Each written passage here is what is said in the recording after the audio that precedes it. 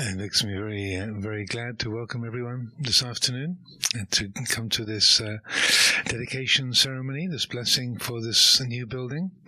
You know, when you make plans and you put a date on the calendar, there's always let's just mark it in and see what happens. So I'm very pleasantly gratified to see that it did work out. We were able to finish the building pretty much on time, just about one month after the expected completion date.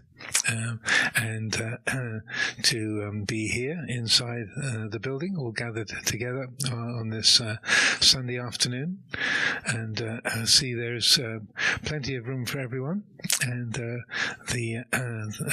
place is warm and dry, and that we have created a space that is functional, welcoming, and something that will serve our communities, the lay and monastic communities, hopefully for many, many years to come.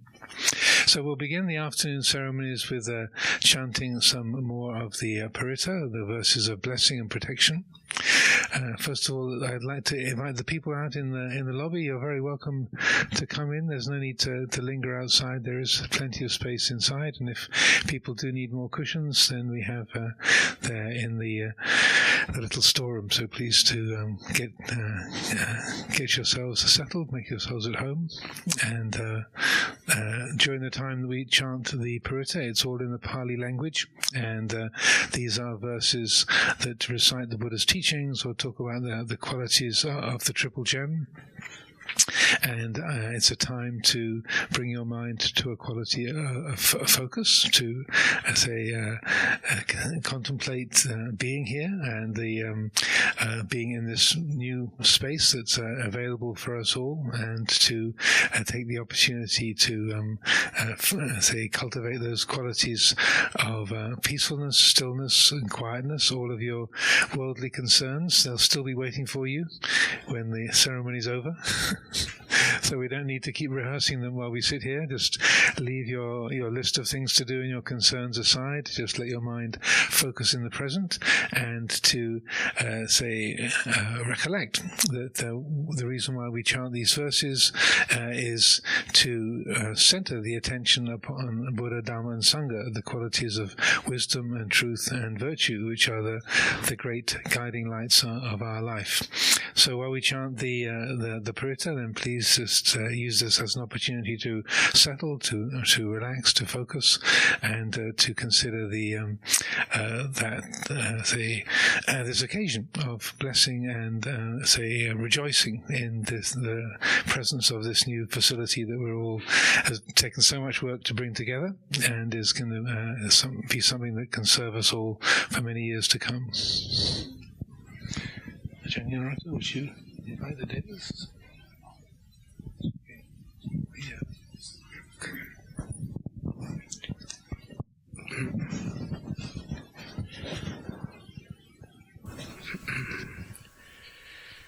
Ritavana metan sameta padanta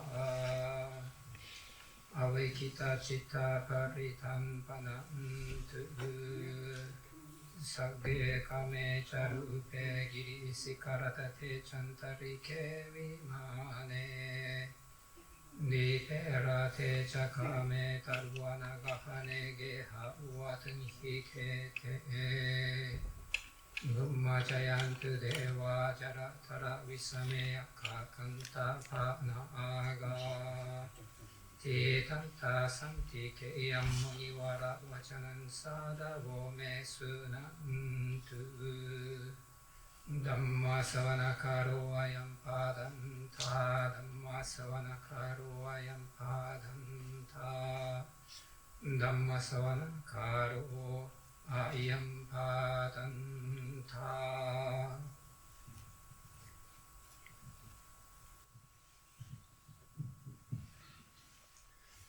Namo tassa bhagavato arahato Sama Sambuddhassa Namo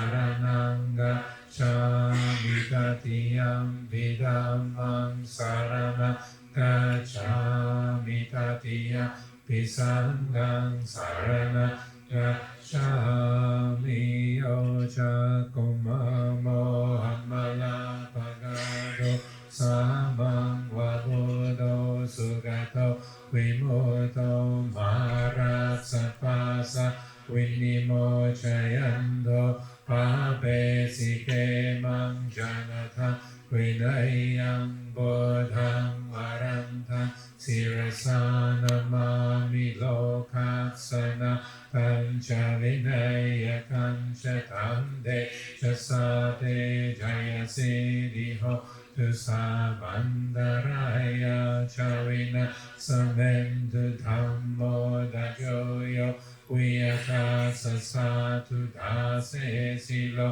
Katsa Visuddhimanga.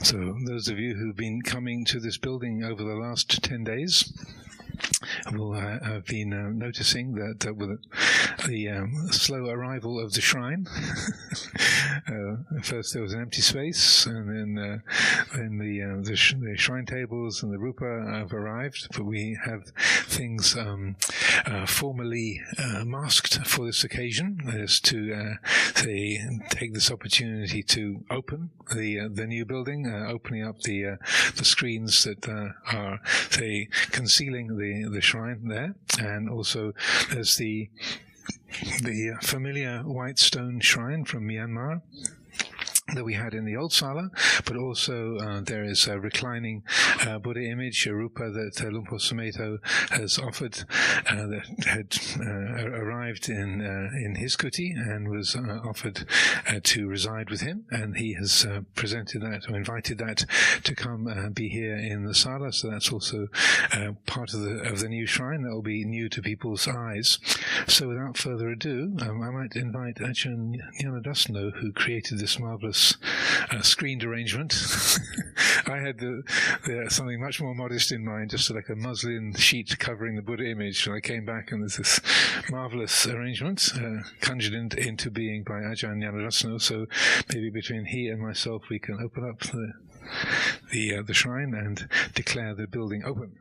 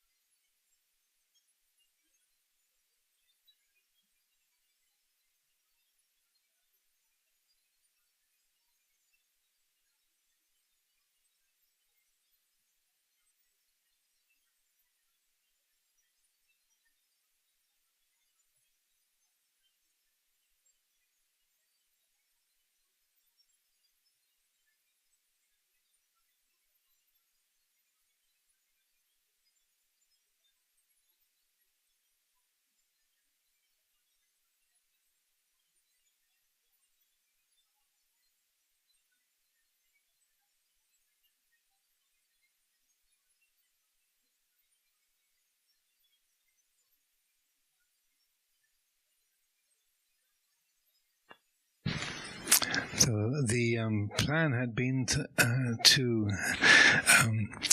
have Lumpur Sumeto here this afternoon. Unfortunately, owing to the presence of old age and sickness, he is not well enough to come and join us this afternoon. Please don't be concerned. He's nothing life-threatening, but just a skin ailment that's made it difficult for him to join us today. But he's here in spirit, and none of this would exist were it not for him. So, point one, let us not forget that Lumpur Sumeto was the one who first conceived of the idea of Amaravati. And that this facility, this way of life, and this capacity that we have been given to live in accordance with the Buddha's teachings, to be supported, and to practice the Dhamma, and to use the teachings as a way of illuminating our lives and illuminating the world to the degree possible. A lot have almost, I would say that all of us have benefited very directly from Luang Por Sumedho's teachings, his extraordinary effort, commitment, and diligence over so many years. This next year is the 50th year since Wat Pa Nanachat began, and he'd already been a monk for 7 years at Wat Pa Pong Ajahn Chah's monastery before Wat Nanachat started. So it's 57 years Luang Por Sumedho has been diligently working and helping many living beings. So I'm sad that he's not able to be with us physically, but I also take this opportunity to share the blessings, whatever blessings come from this new building and these facilities, to share those with our great teacher Luang Por Sumedho, without whom for most of us our lives would be far more painful and difficult. and so I had to express my great gratitude to him first of all. So it was going to be him offering a few Dhamma reflections first of all, and then myself coming in with more practical details about the building, and expressing our gratitude for the many and various people who've helped to bring this into being along the way. But so I'll mesh those together somewhat in offering a few reflections now, and to mark this particular occasion. So for one of the things that comes to mind in terms of the Buddha's teaching is a set of principles that are important, useful for all of us, which are called the 4 bases of success, the 4 iddhipada. And so the Buddha pointed out, in order to succeed in anything, in order to carry out any kind of work, then there needs to be these 4 qualities present. So there needs to be interest, chanda. You need to be interested to create a new building. There has to be the energy to do something about it, to not just have it as an idea, but to get up and to start discussing and to motivate oneself. And then the third one is chitta, is, okay, how are we going to do this? Is it really necessary? If it is, then who's going to be involved? How are we going to bring it all together? And then the fourth one of the 4 iddhipada, the 4 bases of success, is vimamsa. Did it work? What's the result? How have things turned out? So I feel this that this facility is a wonderful addition to the life of Amaravati, and thereby in its presence here up this little lane in Hertfordshire, St Margaret's Lane, and in Great Gadsden, that the benefits that come from this, I feel, will be many and various over the years. But what made me think about this particular building, this particular event today, was how when Amaravati was started, Luang Por Sumedho took as his kind of motto the quotation from the Dhammapada, the doors to the deathless are open, that those who can hear this, that those who hear this then act upon their faith. And so his Dhamma talks, he often begins with that quotation in Pali, Aparuta te sangamata sadhavara ye sotavanto pumunchantu sadhang. So those of you who visited the old Sala, often on a Sunday morning, you would have had the experience that the doors to the deathless are open, but there's no space inside. Even today, I'm glad to see that there's still plenty of room for everyone. But in the old Sala, which has served us very well from the time of when this was a school, and the building was put together in 1939, it had served us well enough. But frequently on the weekends, then things were very, very crowded and uncomfortable and difficult. And so now with this new facility, we can say not only are the doors to the deathless are open, but we have plenty of space for everybody to gather inside in this warm, dry, bright site. Say this hall itself, and then all the other attendant rooms that go along with this. The process of conjuring up this building has been a long road. It started. I'm sure many of you have heard me say this before.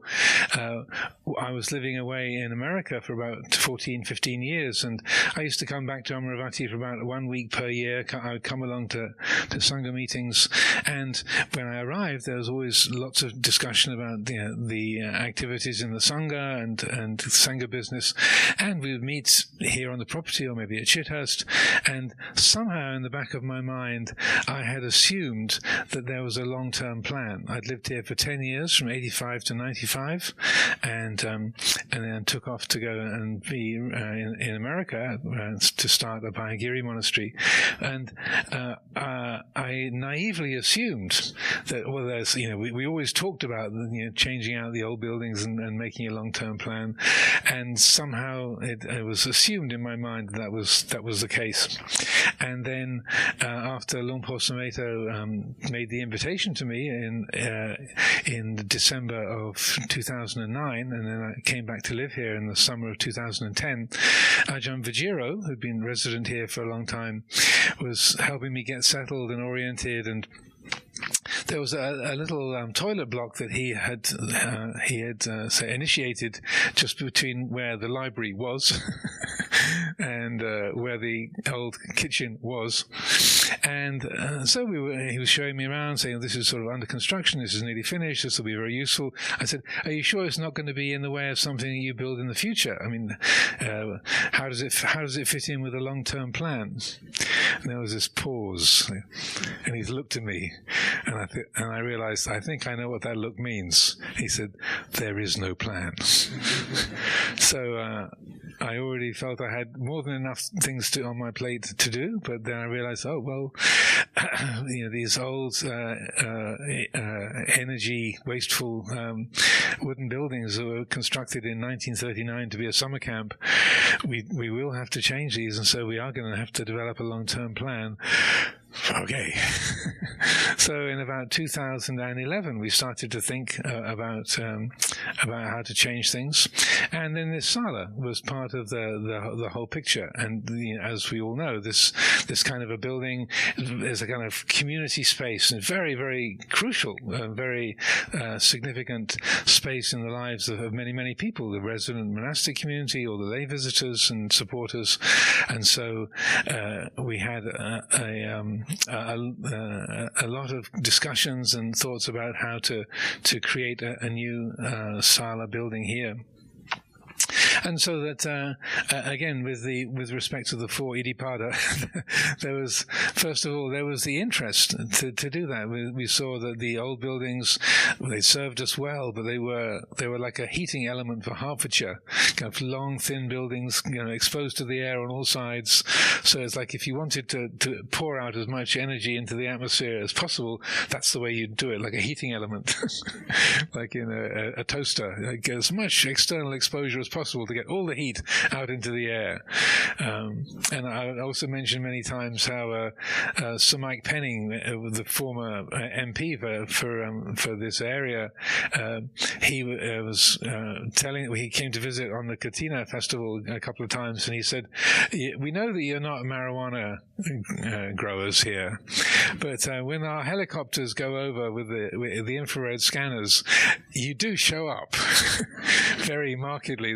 Your infrared signature is very, very strong. We know that you're not growing and you haven't got lots of infrared lamps in your attics, but just so that you're aware, this is you light up Hertfordshire with your heat signature." So I took that to heart. So it was we were on a good track to replace the old inefficient buildings, and with buildings that are more eco-friendly, more energy efficient, and also sized a bit more comfortably and appropriately to the needs of the lay and monastic communities' activities here. So I won't go into many boring details, but I feel there's a few things that are significant that we wanted to do with the new Sala and as part of the long-term plan. One, we wanted to bring the toilet facilities inside the building, so people didn't have to brave the elements going from the Sala across to the public loos across the way. Two, we wanted to be able to have the monastic dining areas and bowl washing areas inside the building because, again, the numbers of people who are coming, so many of you have been coming for so many years. I see many, many familiar faces here in the hall. The place was filling up, and the space in the old Sala. So it used to be that the whole monastic community and the lay community could all join together for a meal in that hall, but it became so crowded that the Sangha had to move out. So we now have our own monastic dining hall for the nuns community, for the monks community, custom-made bowl washing areas. Probably for many of you, bowl washing doesn't feature very highly in your sort of exciting things to fill to illuminate your days, but for monastics, having a good place to wash your alms bowl, which is your most precious possession, is something meaningful and significant in our lives. So, also they're making a kitchen, a custom-made kitchen that is very spacious and usable for many people to come and share the space and to cook efficiently in a very short period of time that we have available. One of the things that was I was promoting from the get-go was to have because it became apparent that Amaravati was famous for having lukewarm or cold food. I thought, well, it'd be really nice to have heated serveries. Is this just a fantasy? Is this just a vague pipe dream? If I smoked a pipe, was that just a pipe dream? So, let's just nudge that idea forward and see whether it can happen. It's not too injuriously expensive. So to have heated serveries so that the last of the lay people who come along to help yourselves, who are letting everyone else go first, you can still have some warm food from the heated serveries, and then having two serveries so that the nuns community and the monks community, after the Anumodana, we could both go through at the same time and receive our food at the same time, right from the very beginning. From when we first started to think about a design for this building, I wanted to promote that as a principle so that it was something that was I thought was doable. We've got a new building, we can do it that way, and that'd be much more of a balanced way of organizing the food offering. Also, energy efficiency. This is a passive house construction. It's not the biggest passive house construction in the country, but it is one of the bigger ones, and so the warmth of this space, this is from our own bodies, also from the air. This is all, the building is heated from air source heat pumps, and also the excess heat from the kitchen that heats the rest of the building. So it's a very energy efficient system to help, say, lower the impact, lower our carbon footprint in the world. And also, you might have noticed that those of you who came along to the old Sala on a Sunday, particularly after the Sangha had collected our food and gone, the level of noise amongst the joyful banter and engagement of lay friends spending time with each other, the conviviality could make the place really noisy. It was an incredible racket. And so sometimes when I came in after the meal, chatting to people, you have to say, "What did you say? Speak up." And everyone is saying that to each other, so it would be a real racket. So you can see in the fabric of this building, these grey, backing behind the wooden slats.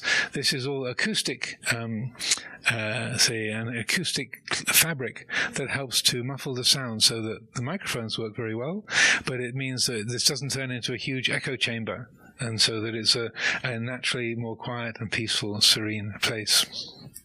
So that that process of bringing the building together and helping it to happen. The initial ideas came 2011, 2012, but took a long time to evolve. First of all, we had invited an architectural firm called Archetype to be the architects for it. Our previous architect, Andrew Yates, and the EcoArch, he said, "Oh, this is much too big. I've never done a building that size, and I want to retire anyway." So Lucy, his partner, and I, we're getting out of the business. We're retiring, so somebody else can look after the Sala. And so then we engaged Archetype, and they did a lot of work to help make some plans. But the initial plans that were created, the local council, Dacorum Borough Planning Office, didn't like the two-story model, and so we were rethinking how we were going to do it. And then, as we heard, one night Lucy nudged Andrew and said, "We can do it. We should do it. We were going to retire, but let's not. Let's see if we can pick this up and carry it through." So Andrew Yates and EcoArch were the architects for this building, and also the workshop and the garage. And this is definitely Andrew's last project. So sadly, Lucy passed away before she was able to see this building in its finished state. But again, I'd like to first of all express our gratitude to Andrew and Lucy for the wonderful design they came up with.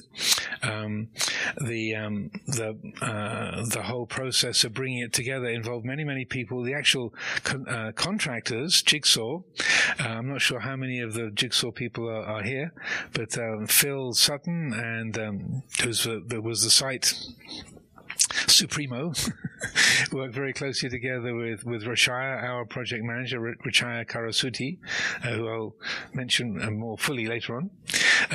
Phil Sutton was the Jigsaw's person on site, and then Ben West was the head of the Jigsaw company, and Jamie Winder was the chief site manager for Jigsaw, was very closely involved in bringing this all together.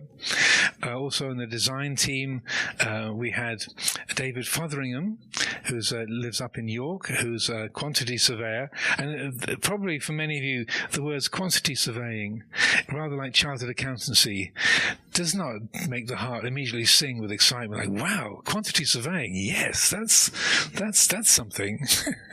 But it's one of those things that over time you don't really appreciate. That's the person who keeps their eye on all of the materials, where they're coming from, are they coming on time, have they been delivered, is it the right stuff, is it working well? So in that vimamsa part of the equation, having had the interest, the energy, and thinking about how you're going to do it.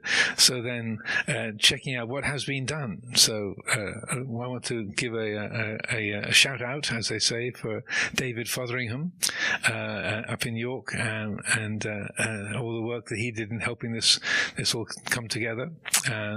And along the way also the many and various Sangha members involved in the countless discussions. The Amaravati Developments Limited is a subsidiary of the English Sangha Trust. So because the development of the site became such a huge project, it was kind of starting to dominate all the English Sangha Trust meetings. So we created a little subsidiary company, Amaravati Developments Limited. I'm the managing director. Martin and Sudanta, other directors, and Ajahn Asoko, who's not here, is also... Oh, there he is. So, excuse me. Ajahn Asoko. Caroline, Caroline Leinster, formerly the English Sangha Trust secretary, very heavily involved in that. I was just reflecting a little while ago. So my great-grandfather had a building company called Ashby and Horner. And my grandfather was eager to get away from the family business, so he went off to Aberdeen and trained to become a doctor. Aberdeen and St Thomas's in London. He became a doctor. And my father was even more eager to get away from the family business, and so he became a dog judge and an expert in dog breeding. And I got determined to get even further away. I became a Buddhist monk, and then lo and behold, I'd become the managing director of a building company. So it's like... be careful what you're determined to get away from, because sometimes it can be can bring you right back again. And I also particularly would like to mention Rachaya. I'm sure she's tucked away in a corner somewhere here, eager not to be the focus of attention, but tough luck. Rachaya Karasudhi, she was initially came to Amaravati helping out in the library, and then she was called in to help assist Caroline in the office. And then when we were looking for a project manager, both David Fotheringham, the quantity surveyor, and Andrew Yates and others said, you don't need to have someone who's got a whole string of letters after their name that is a super expert in the field. You need someone who is a good people person and who knows you and who can keep track of data. And so somewhere along the line someone said, what about Rachaya? And everyone went, oh. So then if she doesn't mind me talking about her, we approached her and said, would you consider this? And she said, well, I don't know anything about building, but if that's not an obstacle, let me look. And true to her character, she investigated what the job might entail and what her responsibilities would be, and she said, okay, she'd take it on. So I particularly wish to express our great gratitude to Rachaya Karasuti, and without her being extraordinarily skilled and diligent, being on site day after day, and then oftentimes I'd send her an email like at 10:30 at night, expecting her to read it in the morning, and then getting a reply about some technical details we need to sort out late at night, early in the morning. So extraordinary and heroic degree of effort and commitment. So I wish to give a very clear and joyful shout out to Rachaya for all the work that none of this would have come together on budget and only a month late for a building with when we counted up it had something like 108 functions, the old Sala, and we added the workshop and the garages as well. So all credit to Rachaya, and I'd like to close this section of the Yes. And so we have a little offering. If Rachaya can emerge from the shadows, she can be persuaded. There she is, yes. So I'm afraid you have to be in front of everyone for this. We can't send this by email. Ooh, yeah. Whoa.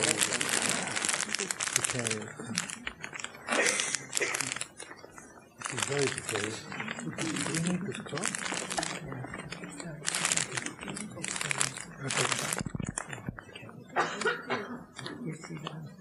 This is unstable. I'm not sure why. I can fix that. Yeah, you can fix that.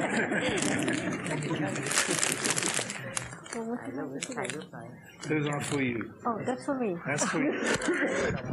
So Rachaya, we want to offer these flowers as a very small token of appreciation from ADL, from the English Sangha Trust, from the Sangha, and also on behalf of Ben West, Jamie Winder, David Fotheringham, Andrew Yates, Uncle Tom Cobley, and all.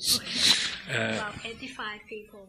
85 different contractors, and was it 35 consultants. 41, excuse me. 41 consultants, 85 different contractors. So Rachaya is receiving that. Also, again, planning consultancy, like chartered accountancy and quantity surveying, not particularly glamorous. But our planning consultants, Rolf Judd, John Rosier, and his assistant Ollie, done an extraordinary job interpreting the many and various complicated planning laws that we've had to negotiate with, and done a wonderful job and been very, very helpful, and also to express our gratitude. Also for the residents of St Margaret's Lane, I'm very happy to see Mary Hannaby here. She was here before, and her family were here before Amaravati arrived. Her then little son was very happy to have a monastery arriving next door. He became a mini Garika. Kind of hurtling joyfully around in the early days of Amaravati. He's now getting towards middle age. 49. Yes. Got to middle age. So we express our gratitude for the patience. We apologize for the grief and difficulty that we might have incurred for the people on St Margaret's Lane. That in order to build things like this, you have to make a lot of noise and mess. We tried to keep it to a minimum, and we've done our best to be good neighbors. But there's only a certain amount that one can do. Life is not under personal control, and so that if I don't know how many others of the residents of St Margaret's Lane have come along today, but Mary, if you can be kind enough to pass the word along that we express our gratitude for everyone's tolerance and patience, and we'll try to keep things quiet for the next couple of years. No more mud on the road, and also everyone who comes to visit here, please keep below 20 miles an hour for the sake of all beings. 2-footed, 4-footed, many-footed, no-footed, so along St Margaret's Lane, it's much appreciated if people can drive mindfully and carefully. So one of the things, just before finishing, many years ago, more than 41 years ago, I walked through England, and similarly, speaking of the 4 Idipadas, so I had the inspiration or the interest to walk from Chithurst Monastery in West Sussex up to the new branch in Northumberland, in Harnham Vihara, as it was then. And I got permission from Luang Por Sumedho to make this walk. I was quite young in the training. I was only about four reigns as a monk, but restless, keen and restless. He gave me permission to do this walk, and so we did a very wiggly route through about half a dozen people had made invitations, and that dictated the route that we followed, which was a very wiggly line through England, from Sussex up into East Anglia, then up to Yorkshire and across to the Pennines, over to the Lake District, and then back over to Northumberland. And so I spent many weeks and months preparing the gear, figuring out some aspects of the route. One of the monks at Chithurst had been a bootmaker, a shoemaker, so we built this pair of sandals for myself together, and so we were thinking about what gear I was going to take, what kind of a sleeping bag, and then this fellow from Northumberland, Nick Scott, who was a botanist at Newcastle University, doing a doctorate, a PhD in botany and ecology. He'd asked if he could come along and be a walking companion. He'd walked with Ajahn Sujito, Ajahn Viradhammo, and so I corresponded a bit with Nick. And during all the time that we were preparing, one thing that didn't cross my mind was the dynamics of being together with one other person for 3 months on the road. It never occurred to me that would be part of the journey. It was all what I'm wearing on my feet, what kind of rain gear we've got, where are we going, and so similarly to this situation with the Sala.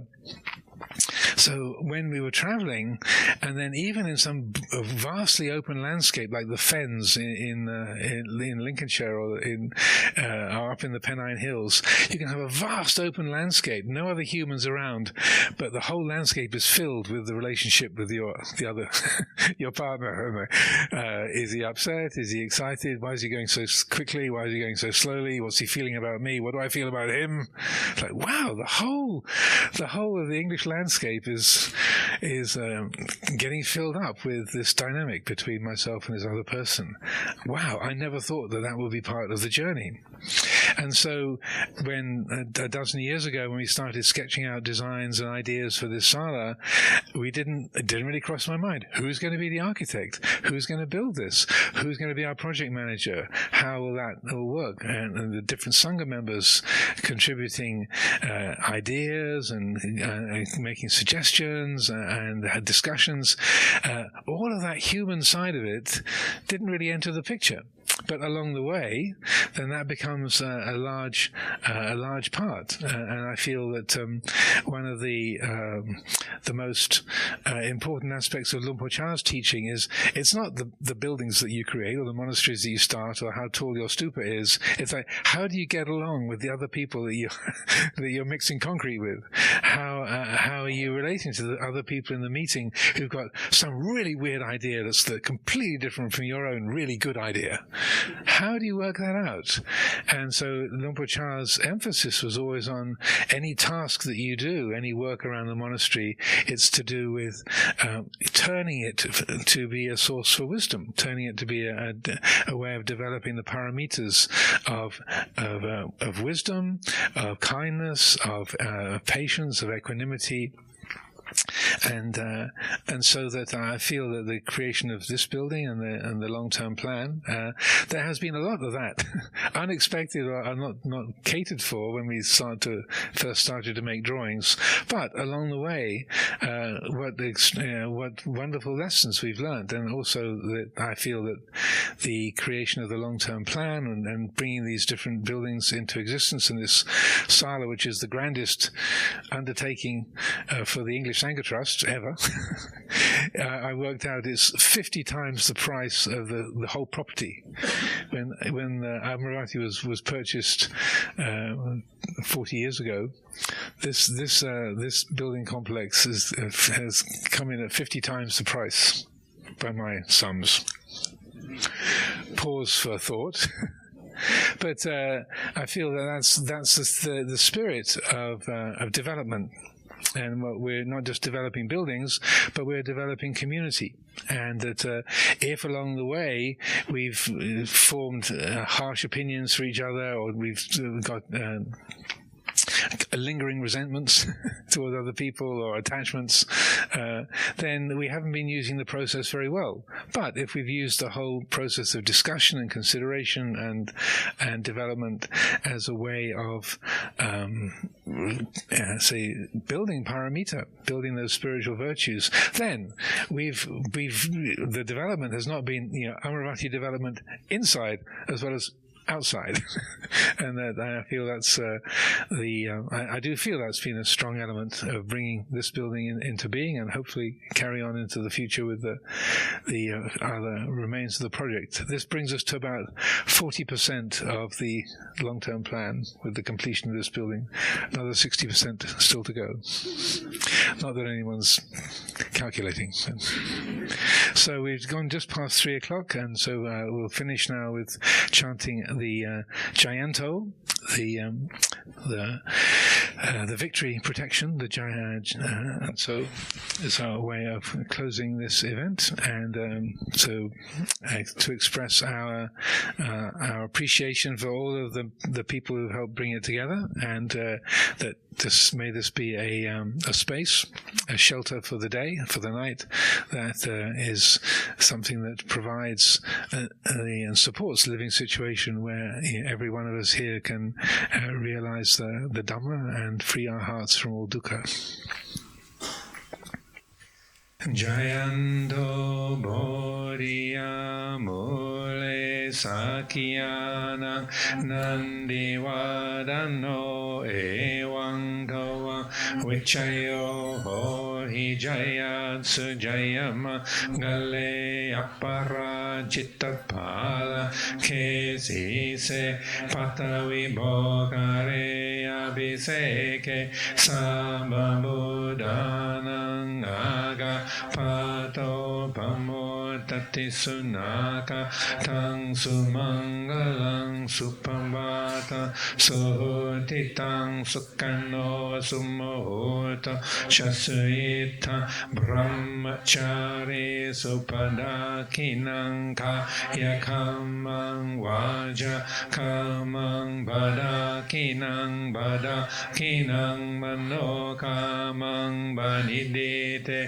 Padakina Padakina Nika Vanalabanda Badakine Bhavatu Sabamangalang Rakandu Sabadevata Sababunanubhavena Sada Soti Bhavan Tate Bhavatu Sabamangalang Rakandu Sabadevata Sabadamma Nubhavena Sada Soti Bhavan Tate Bhavatu Sabamangalang Rakandu Sabadevata Sabasanganu Bhavena Sada Soti Bhavandare.